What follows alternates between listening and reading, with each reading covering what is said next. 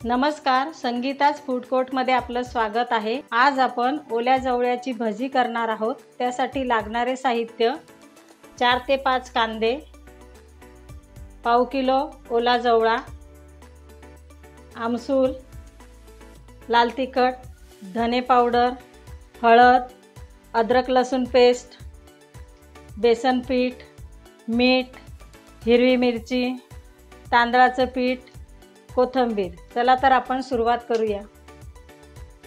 4 ते 5 मी इथे कांदे बारीक कापून घेतलेले आहेत। हे बघा, भजे करण्यासाठी कांदे आपण हे वापरलेच पाहिजे, त्याच्याशिवाय टेस्ट येणार नाही।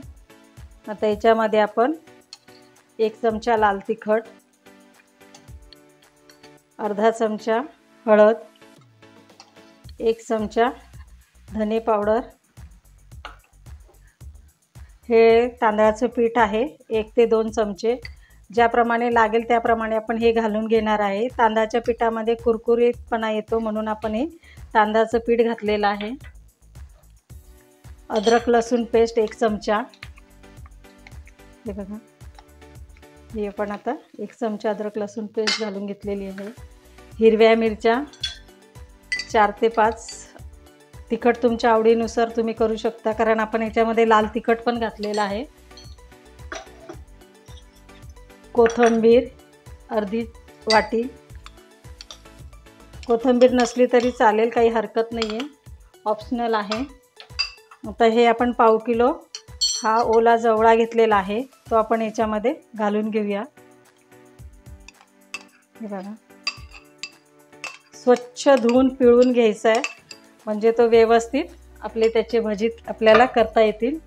आणि इथे आपण आता हे चण्याचं म्हणजे डाळीचं पीठ घेतलेलं आहे, बेसन पीठ। हे आपण जेवढं टाकणार आहे, म्हणजे आपण आता हे सगळं आपण मिक्स करून घेऊ, लागेल त्याप्रमाणे आपण हे घालून घेणार आहोत। मस्त आता आपण हे हाताने मिक्स करूया। आणि मीठ तुमच्या चवीनुसार कमी जास्त करू शकता। आता मी इथे हा छोटा चमचा आहे म्हणून मी 2 चमचे इथे घालून घेतलेले आहेत।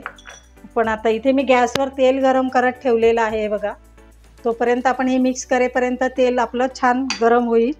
आता इथे आपण हे सगळं एक जीव मस्त असं व्यवस्थित मिक्स करून घेऊया।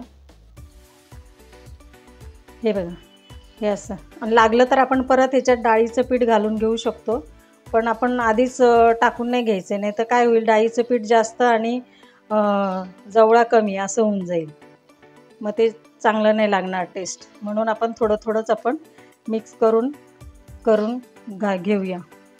आता आपण ह्याच्यामध्ये थोडंसं कोकमचं पाणी घालणार आहे, जेणेकरून आपल्याला हे असं वशाट वास येणार नाही, म्हणून आपण थोडंसं याच्यात, तुमच्याकडे जर कोकम नसलं तर अर्धा लिंबू पिळून घेतला तरी हरकत नाही आहे।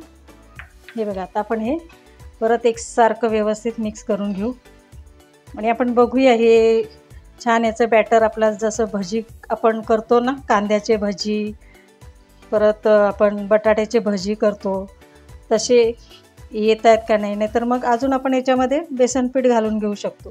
तुम्ही हे भजी नक्की करून बघा, खूप छान असे कुरकुरीत होतात। आता आपल्याला ह्याच्यात अजून थोडंसं डाळीचं पीठ घालावं लागेल। हे बघा, मी आता इथे 2 ते 3 चमचे घालून घेते, कारण फक्त डाळीचं पीठच आपण आता ह्याच्यात वापरायचं आहे। तांदळाचे पीठ आपण घातलेलं आहे, पण परत ते घालायचं नाही आहे। आता याच्यात डाळीचं पीठ घालून घेऊया। हे बघा, आता हे छान असं मिक्स करून घेऊ।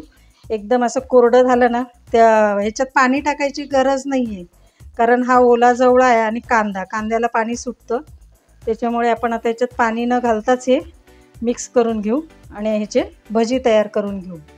आता मी हे सगळं व्यवस्थित मिक्स करते, मग तुम्हाला दाखवते। हे बघा, आता आपण सगळे मसाले, कांदा आणि जवळा ह्याच्यात घालून सगळं व्यवस्थित मिक्स करून घेतलेलं आहे। आता आपण ह्याचे छोटे छोटे भजी करणार आहे, जेणेकरून ते व्यवस्थित तळले जातील आणि कुरकुरीत होतील। आता मी तुम्हाला दाखवते हे सगळं।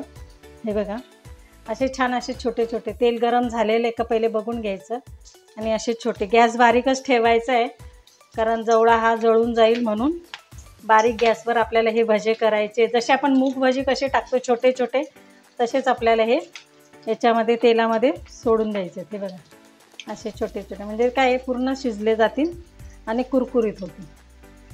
जर तुम्हाला वाटलं हे होत नाही आहे तर त्याच्यात तुम्ही अजून थोडंसं परत डाळीचं पीठ ॲड करू शकता, पण योग्य प्रमाणात जर केले तर परत पीठ घालायची गरज नाही आहे. असे छान छोटे छोटे केले का ते व्यवस्थित कुरकुरीत लागते. हे बघा, आता हे बारीक गॅसवरच आपल्याला करायचे घालताना, नंतर मग तुम्ही गॅस फास्ट करू शकता. हे बघा, आता हे पटकन असे खालीवर करून घ्यायचे भजी. कसे दिसत आहे बघा, जसे आपण मूग भजी करतो ना त्याप्रमाणेच आपल्याला हे दिसतं याचं टेक्स्चर. आता मी गॅस फास्ट केलेला आहे. असे आपण छान एकसारखे ते करून घेऊया. नक्की करून बघा, साधी आणि सोपी रेसिपी आहे आणि लहान मुलं पण आवडीने खातील असे हे भजी. कोणाला समजणार पण नाही आहे की ओल्या जवळ्याचे आपण हे भजी तयार केलेले आहेत. छान असे सारखे एकसारखे हलक्या हाताने हलवत राहायचे खालीवर. थोडे लाल झाले का लगेच काढून घ्यायचे, जास्त काळे करत बसायचं नाही. हे बघा, आता छान भजी आहे बघा, किती छान कलर आलेला आहे. आता हे आपण भजी काढून घेऊ. हे बघा, आता आपले ओल्या जवळ्याची भजी तयार झालेले आहेत, एकदम कुरकुरीत झालेले आहेत. तर तुम्ही नक्की ही रेसिपी करून बघा, तुम्हाला खूप आवडेल. आणि तुमची काही पण रिप्लाय असतील तर मला कमेंट बॉक्समध्ये सांगा. थँक्यू.